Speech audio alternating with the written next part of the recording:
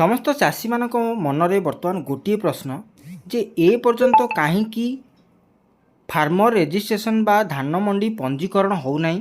तो आपण मैंने निहाती भाव में जापर ये वीडियो को जब देखुंट तो कहीं बर्तमान 25 तारिख डिक्लेयर दिखाई जे 25 तारिख ठू आरंभ होगा जाऊँगी। आर वर्ष जेहेतु 19 तारिख रू होता ए वर्ष मध्य शीघ्र होता था किंतु प्रकृत में घटना किसी अलग ए वर्ष ए पर्यंत कहीं धान मंडी पंजीकरण आरंभ होना। जदि आपण मैंने भिडियोटी देखुंट तो निहाती भाव जानीपर आउ केबे हम ताहा भी जानीपर कौन कौन डॉक्यूमेंट रही मुझे निहाती भाव पूर्व वीडियो कही जो मैंने भी मो चैनल को सब्सक्राइब कर रखी अपडेट वीडियो से पहुँचो। जो मैंने सब्सक्राइब करना से मैंने निहाती भाव में कर रखु कारण यही इनफॉरमेशन वीडियोटी आपण मान पाखे पहुँचा सहज हो। तो प्रथम कथा हूँ जे मंडी रे धान देवाई आपण मैंने बर्तमान सुधा धान काम आरंभ हो बिल बाड़ी चाष काम आरंभ हो चाषी मैंने चाष काम आरंभ कर सारापर जिते अमल धान बाहर से मंडी रे विक्रय करेंगे। किंतु मंडी रे बिक्री करने पूर्व आपण मानक जुलाई रु अगस्त भितर आपण मैंने पंजीकरण करती प्रतिवर्ष भली ए वर्ष मध्य आरंभ होता था।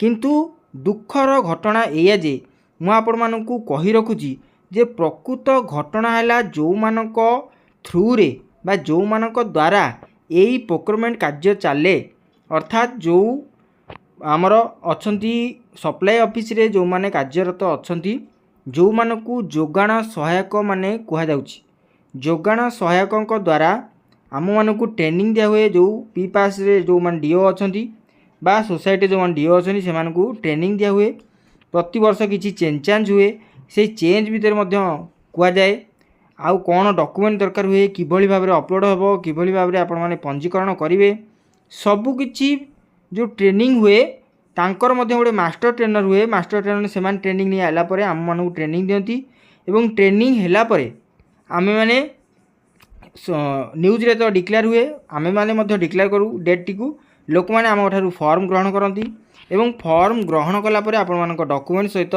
संपूर्ण फिलअप फॉर्म टी आनी आपण माने समवाय समिति रे ताकू दियंती एवं समवाय समिति ताकू पंजीकरण करती आपणक आईरिक्स नहीं बा ई केवाईसी करी सांगे सांगे सेठी पंजीकरण करा जाए।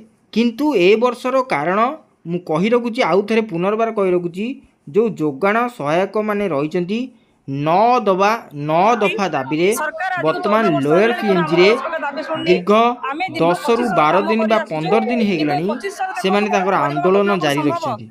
मो कहया कथा जे पर्यंत से माने आंदोलन ओहरी नांती से पर्यंत पंजीकरण आरंभ हो परिबो नाही। तो जानी रखंतु जे पर्यंत से मानकर 9 दफा सरकार मानि नांती तो सरकार जे पर्यंत तांकर 9 दफाटी मानि नांती से माने उठिबे नाही एवं न उठिले एई ट्रेनिंग से माने जिबे नाही ना आम मानकु ट्रेनिंग दे परिबे नाही। ट्रेनिंग न देले कोन चेंज हेजी केमिति करा जिवो कोन डॉक्यूमेंट को डेट रु आरंभ होबो एवं को डेट रु आरंभ शेष होबो ताहा मध्य जणा पड़िबनी।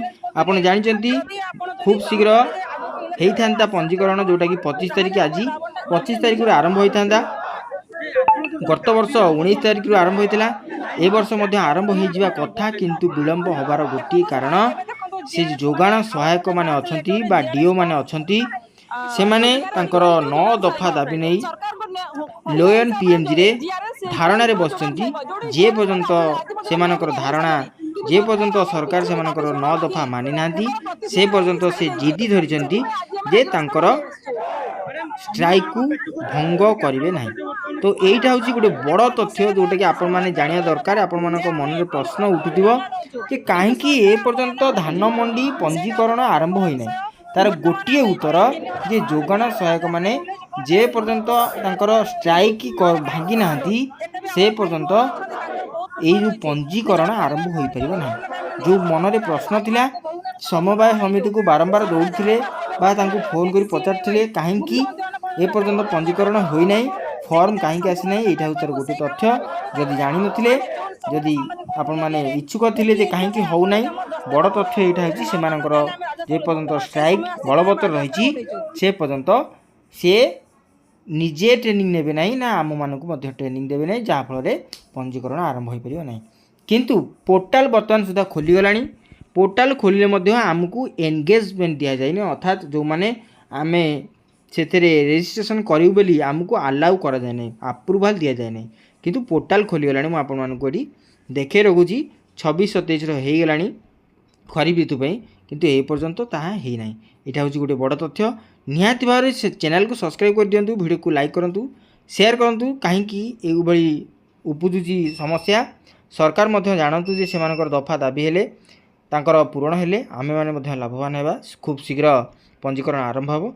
तेणुक आपण मैंने चैनल को सब्सक्राइब रखु। खूब शीघ्र सेमानकर जेते भांगिबो स्ट्राइक भांगिबो मु आपण मानक अपडेट देबी एवं फॉर्म गुडी को आसिले मध्य आपण मानकू निहाती भाव में जनइबी यही वीडियो माध्यम। आशा करछि जो वीडियो माध्यम जहाँ भी कहली आपण माने निहाती भाव में न्यूज़ रे देखुथिबे, निहाती भाव में शेयर करंतु, समस्ते जानतु, सरकार माध्यम पाखर मध्य जाई पहुँच रोची। भिडियो पुणी एक नुआ वीडियो से पर्यंत विदाय दिंतु। नमस्कार, जय जगन्नाथ।